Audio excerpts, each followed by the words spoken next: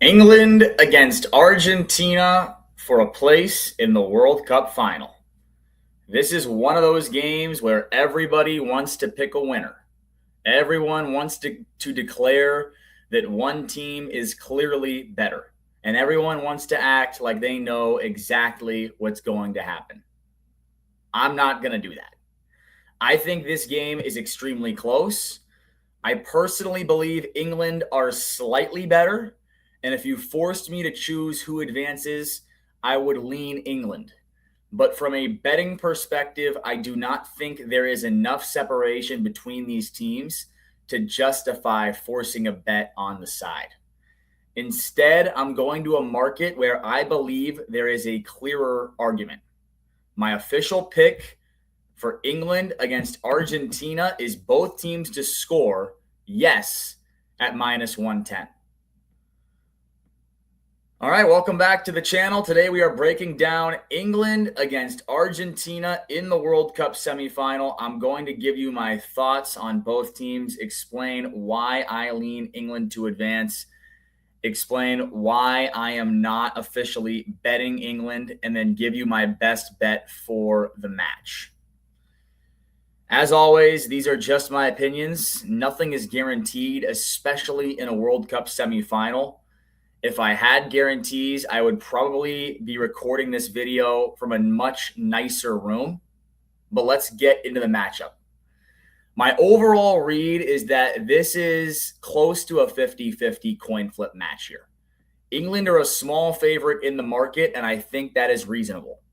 I do believe England are slightly better overall, but I do not think the gap is enormous. Argentina obviously have tremendous quality.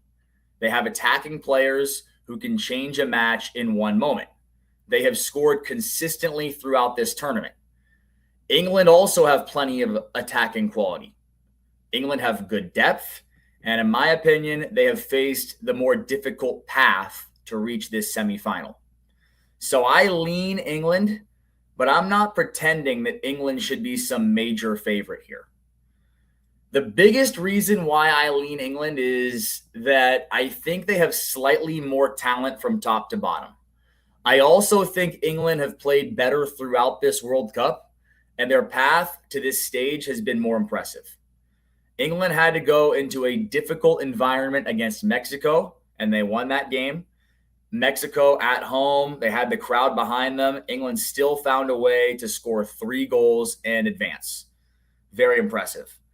Then England faced Norway, another very strong team, and England won that match as well. That's a difficult route.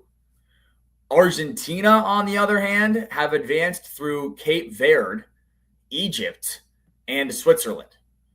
Now, Argentina deserve credit because they won all 3 games, and reaching a World Cup semifinal is never easy, but I have not been completely convinced by them. They beat Cape Verde 3-2, they beat Egypt 3-2, and they beat Switzerland 3-1. All of these were high-wire acts. I mean, the game against Egypt was a miracle. The game against Switzerland had a controversial red card involved in the outcome. And then Cape Verde is a team that's never even been to the World Cup, pushing Argentina to the absolute brink. None of those are very impressive to me. Argentina are giving out opportunities left and right to opponents, and some of those matches were more competitive than Argentina definitely would have wanted. For me, England's resume is slightly more impressive. That does not mean England are guaranteed to win. It just means that if somebody forced me to make a prediction, I would choose England. But this is where separating a prediction from a bet becomes important. I can believe England are slightly the better team without believing England are a good bet. If I think England advance around 51, 52% of the time, and the market is already pricing them like a small favorite, there's no value. I would basically be betting England because I want to have action on the game, not because I found a major pricing mistake. And that is usually how donations to the sportsbook begin. So I'm passing on the side. My prediction is England to advance, but there's no official wager for me on England or Argentina. The market I prefer is the goal market. My official pick Is both teams to score? Yes, at minus 110. And the logic is pretty simple. I expect Argentina to score at least once, and I expect England to score at least once. Argentina have now scored in 10 straight matches. They've scored actually in 13 straight matches. I just actually double checked that. It was actually longer. So Argentina have scored in 13 matches in a row. They are scoring. I expect Argentina to score at least one goal. I think most people would expect that. It's a very meaningful run of consistency. They've also scored 3 goals in each of their 3 knockout matches at this World Cup. So Argentina are creating chances. They're scoring a bunch of goals left and right. I understand that England are a more difficult defensive opponent than any of their previous opponents for Argentina. But Argentina have too much attacking quality for me to confidently bet against them scoring at least one time. They don't need to dominate. They don't need to win. They just need to score one goal. That could come from a moment of individual quality from Leo Messi. It could come from a set piece, could come from one counterattack, could come from a penalty, or England just making a mistake. Over 90 minutes, I believe Argentina are more likely than not to find at least one goal. So now let's talk about England.